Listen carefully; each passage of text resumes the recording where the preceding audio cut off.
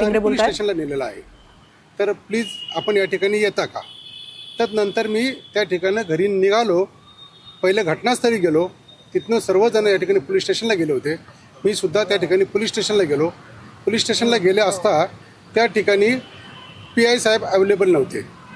तर मी तिथं माहिती घेतली असता त्यांनी म्हणले साहेब आता बाहेर गेले. तर मी त्यांना फोन लावला. त्यांच्याकडनं माहिती मिळाली की जखमींना घेऊन त्या ठिकाणी ते हॉस्पिटलला गेलेले आहेत. तर मी त्यानंतर तिकडं निघायचा मी तिकडे येतो अशा पद्धतीने त्यांना सांगितलं. तर PI साहेबांनीच मला म्हणले 10 ते 15 मिनिटात मीच पोलीस स्टेशनला येत आहे, तर तुम्ही तिथेच थांबा. आणि तसे ते आलेसुद्धा. आल्यानंतर मी त्या ठिकाणी त्यांच्याशी जाऊन भेटलो. पूर्ण घटनाक्रम त्यांच्याकडनं माहिती केला. त्यांनी त्या ठिकाणी मला माहिती दिली की ह्या ॲक्सिडेंटमध्ये 2 युवकांचा या ठिकाणी मृत्यू झालेला आहे. आणि ती जी कार आहे ती कार तो लहान मुलगा चालवत होता. आणि तशी एव्हिडन्स त्यांना किंवा प्रत्यक्षदर्शींनी त्यांना माहिती दिली होती. तर अशा ह्या केसमध्ये आपल्याला गुन्हा दाखल करावा लागेल असं त्यांनी मला याची पूर्ण माहिती दिली. त्यानंतर मी त्यांना म्हणलो कायदेशीर जे काय कारवाई आहे आपण त्या ठिकाणी करावी. आणि एवढे बोलून मी त्या कुटुंबियाच्या व्यक्तींनाही सांगितलं की ही सिरियस बाब आहे आणि याच्यामध्ये आपल्याला तुम्हाला कायद्याच्या हिशोबाने पुढे जावं लागेल. आणि त्यांना हे सांगून त्याच्यावरती साहेबांना सांगितलं की आपण या ठिकाणी गुन्हा दाखल आपल्या पद्धतीने करावा. तुमच्यावरती जे काय ज्या पद्धतीने आरोप लावला मी अजून एक सांगू इच्छितो की काही लोक या ठिकाणी पब संदर्भात बोलत होते.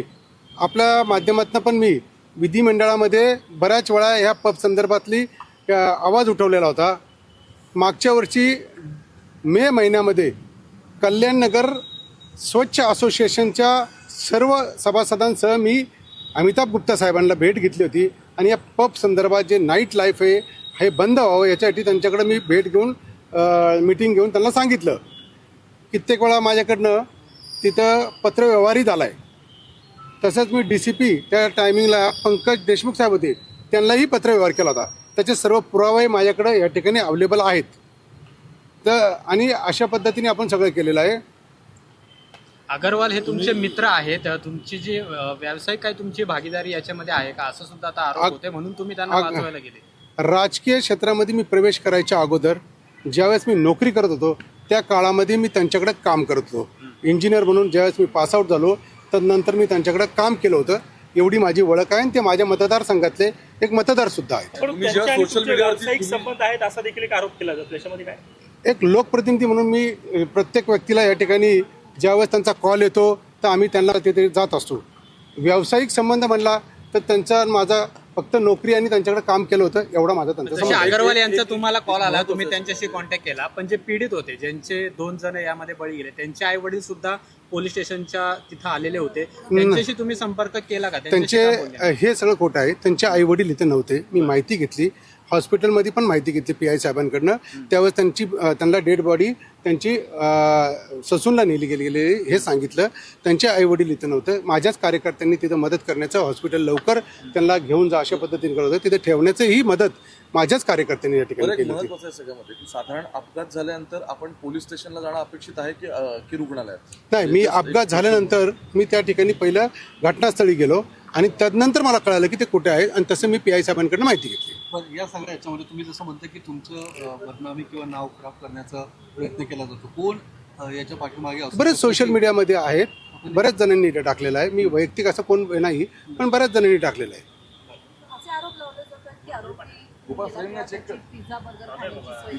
तशी आपल्याला आता आपले गृहमंत्री असतील किंवा कमिशनर साहेब असतील त्यांच्याकडे सगळे CC फुटेज अवेलेबल आहे. ज्यांनी कुणी दिला असेल त्याच्यावरती कारवाई करा. ते CCTV फुटेज खुलं करण्याची तुम्ही मागणी करणार का? हो करणार ना, का नाही करणार, करणार.